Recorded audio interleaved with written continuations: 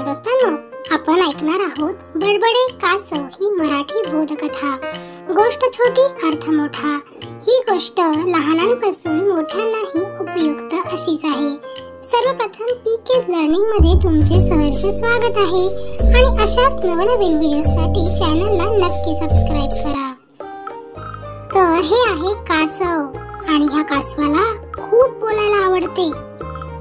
त्याच्या सततच्या बोलण्याच्या सवयीमुळेच त्याला सर्वजण बडबडे कासव असे म्हणत असत। तो एका घनदाट जंगलात राहत होता। तेथे एक छोटीशी नदी होती आणि त्याच नदी किनाऱ्यावर दोन राजहंस राहत होते। मग दोन राजहंस आणि एक कासव अशी तिघांचीही छान मैत्री होती। एकमेकांशिवाय त्यांना बिलकुल करमत नसे। तिघेही मित्र नेहमी सोबत असत। छोट्या नदीत त्यांना मासे, काही कीटक खाद्य म्हणून सहज मिळत असे आणि नदीमुळेच प्यायला पाणी मिळत होते। त्यामुळे तेथे ते आनंदाने राहत होते।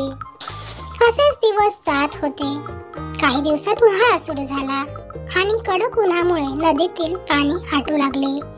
त्यावर तिघांनी दुसरीकडे जाण्याचा निर्णय घेतला।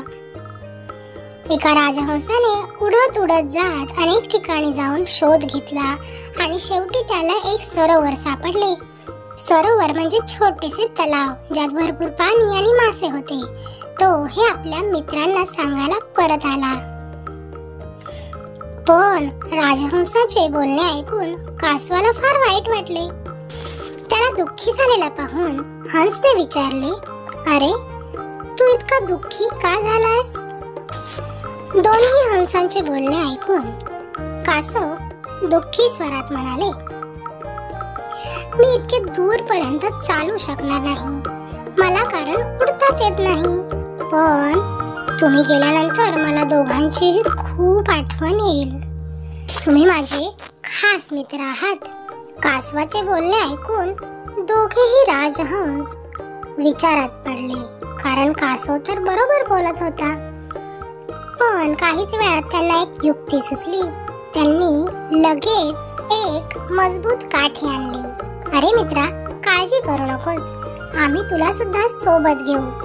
तू फक्त एक काम कर, ही काठी तोंडात पक्की पकडून धर।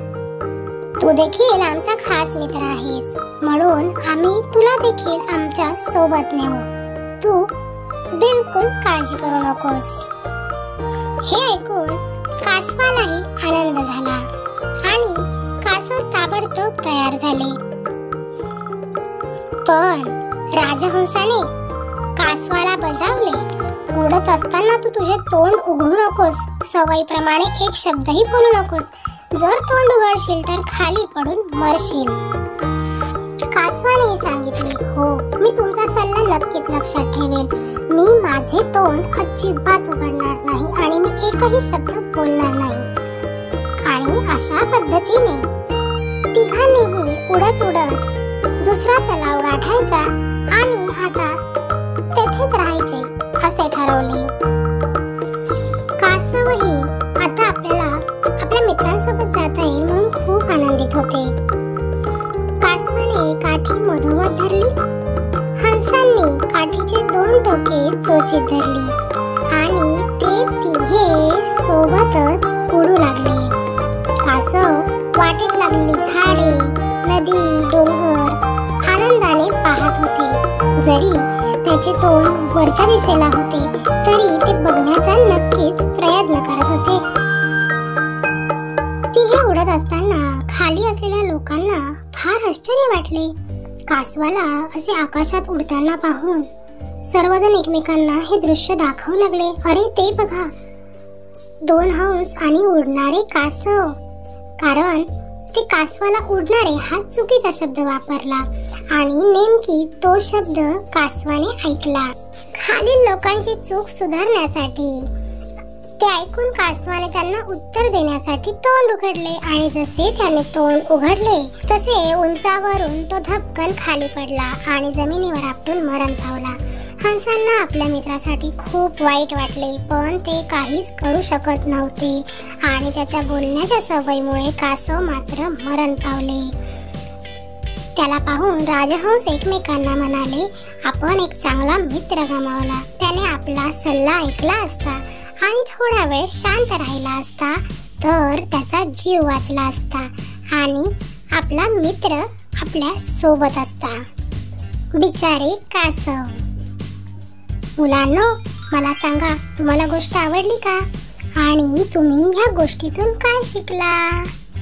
परी, मी सांगू, आपल्याला बोलायला आवडत असले तरी गरज नसेल तेव्हा उगाच बडबड करू नये. अगदी बरोबर. म्हणजेच गोष्टीचे तात्पर्य असे की बोलणे गरजेचे असेल तेव्हाच बोला, कमी बोला आणि दुसऱ्यांचा योग्य सल्ला नेहमी ऐका. दुसऱ्यांचा योग्य सल्ला म्हणजेच आपल्या आई बाबांचा, आपल्या टीचर्सचा, आपल्या चांगल्या फ्रेंड्सचा सल्ला नेहमी ऐका आणि आपले नुकसान टाळा. धन्यवाद. ही गोष्ट तुम्हाला नक्कीच उपयुक्त ठरेल. Thanks for watching. हा व्हिडिओ तुम्हाला आवडल्यास नक्की लाईक करा, आपल्या फ्रेंड्ससोबत शेअर करा आणि अशाच नवीन व्हिडिओसाठी चॅनलला नक्की सबस्क्राईब करा.